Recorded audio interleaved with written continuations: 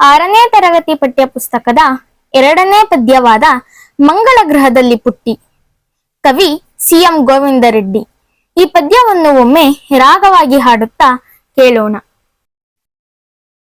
ಆಗಸದಲ್ಲಿ ಹಾರುವುದೆಂದರೆ ಪುಟಾಣಿ ಪುಟ್ಟಿಗೆ ಬಲು ಇಷ್ಟ.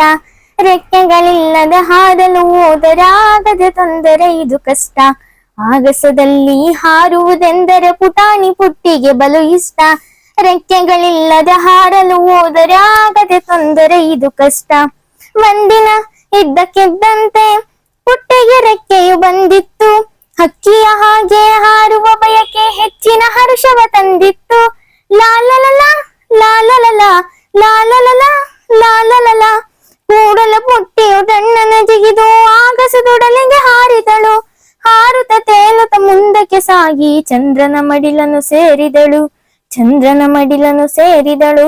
ಚಂದ್ರನ ಮೇಲೆ ನೆಟ್ಟಗೆ ನಿಂತು ಭೂಮಿಯ ಕಡೆಗೆ ನೋಡಿದರೆ ನೇರಳೆ ಬಣ್ಣದ ಚೆಂಡಿನ ಹಾಗೆ ಕಂಡಿತು ಅವಳಿಗೆ ನಮ್ಮದರೆ.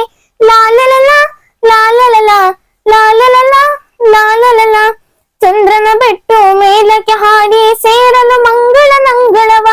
ಕೆಂಪಗೆ ಬಣ ಗುಟ್ಟುತ್ತಲಿತ್ತು, ಕಾಣಲಿಲ್ಲ ಯಾವುದೇ ಜೀವ. ಪುಟ್ಟಿಯು ಕಂಡಳು ಮಂಗಳನಲ್ಲಿ ಯೋಗಿ ಹೆಸರಿನ ಹೆಬ್ಬಂಡೆ. ಒಡನೆ ಕೇಳಿದಳು ಕೆಂಪು ಬಂಡೆಯನು, ನೀನು ಹೇಗೆ ಇಲ್ಲಿಗೆ ಬಂದೆ?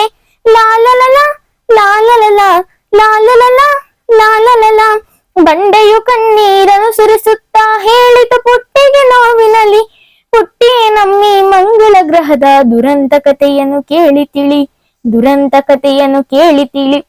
ಒಂದೊಂದು ಕಾಲದಿ ಈ ಗ್ರಹದಲ್ಲಿ ಇತ್ತು ಜೀವ ಜಲ ಹಸಿರು ಮರ. ಆಗಿನ ಜನತೆಯು ನಾಡನ್ನು ಕಟ್ಟಲು ಮರಗಳ ಕಡೆಯೇ ಬಂತು ಬರ. ಲಾಲಲಲ ಲಾಲಲಲ ಲಾಲಲಲ ಲಾಲಲಲ ಮಳೆ ಬೆಳೆ ಕಾಣದ ಜೀವಿ ಅಳಿದು ಬಂದಿತು ನಮಗೆ ಇಂಥ ಸ್ಥಿತಿ. ನಿಮ್ಮ ಭೂಮಿಯಲ್ಲಿ ಗಿಡ ಮರ ಅಳಿದರ ಮುಂದೆ ಒಂದು ದಿನ ಇದೇ ಗತಿ. ಬಣ ಗೊಟ್ಟುವ ಬಯಲನ್ನು ಕಂಡು ಒಡವಡವ ಗುಟ್ಟಿತು ಎಳೆ ಹೃದಯ. ಹಸಿರನ್ನು ಹಳಿಸದೆ ಗಿಡ ಮರ ಬೆಳೆಸಿ ಉಳಿಸುವೆವೆಂದಳು ಈ ದರೆಯ. ಭೂಮಿಗೆ ಬಂದು ಜನತೆಯ ಕಂಡು ಹಸಿರನ್ನು ಉಳಿಸಲು ಬೇಡಿದಳು. ತಾನು ಕೂಡ ಎಳೆ ಸಸಿಗಳ ನೆಟ್ಟು ಬೆಳೆಸುತ್ತ ಕುಣಿದಾಡಿದಳು.